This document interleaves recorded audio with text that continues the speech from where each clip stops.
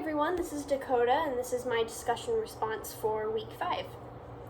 So the first question is sex selection for family balancing ethical? And according to the example given in the beginning of this discussion and also in the article that we were supposed to read, I believe that in certain circumstances it is okay.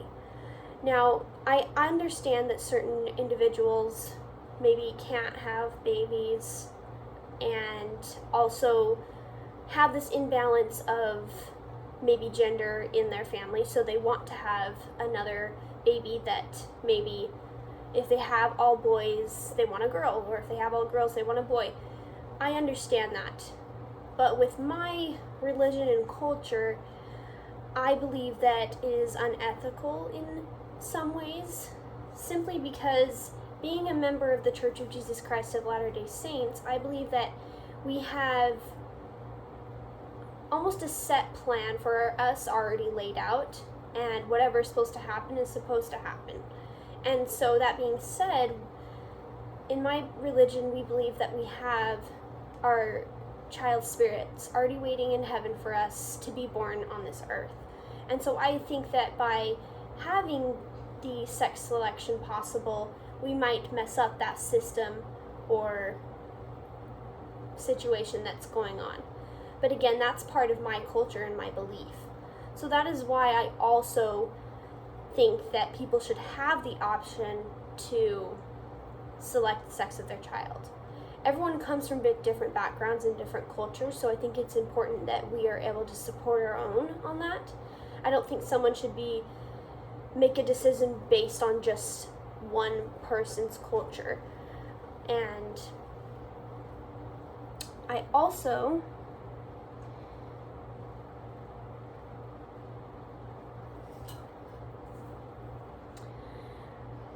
believe that I read this in the second paragraph of the article. The first line says, of the second to last paragraph, often REI practices that are affiliated with academic institutions have the opportunity to present ethically challenging cases to an ethics committee.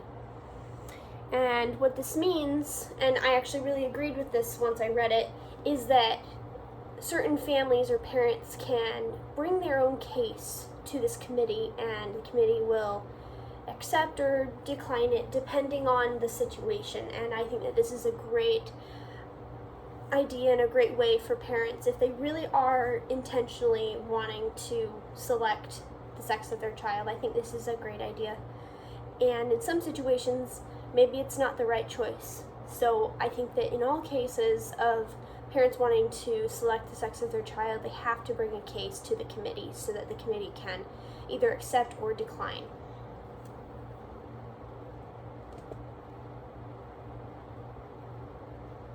And the final reason I believe that this is unethical is because we can see in the Warren family, which is the family that is mentioned in the article, there are certain risks that the child is in danger of if you're selecting the sex of the child.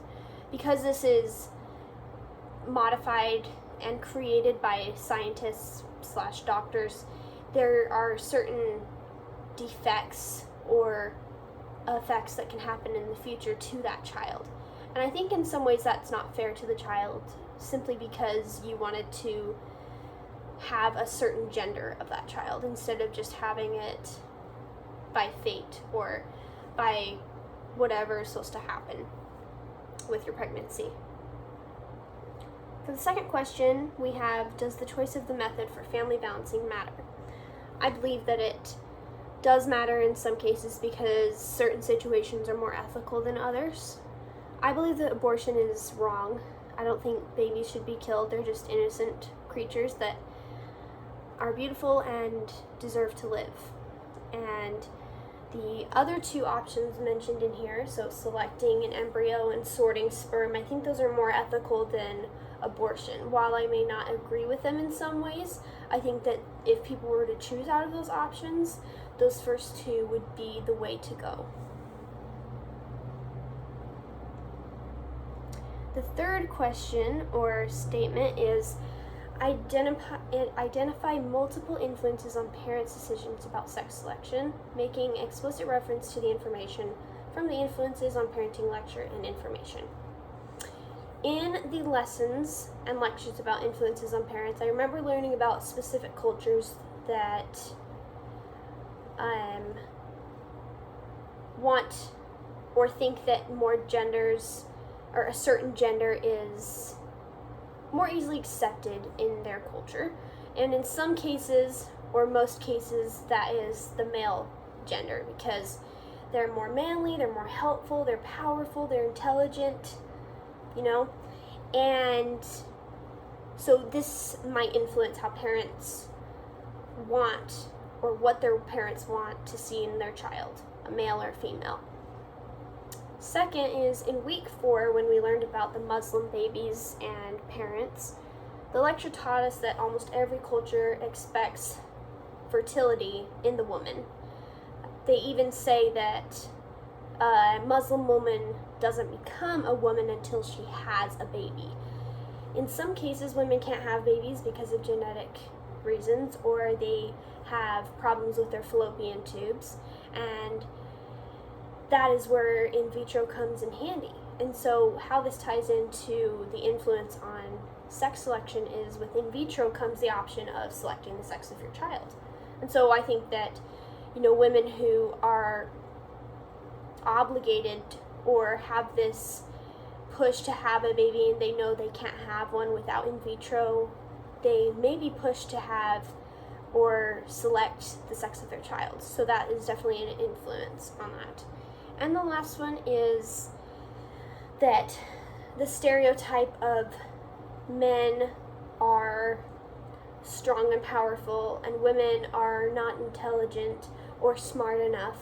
I think while that idea has changed over the century,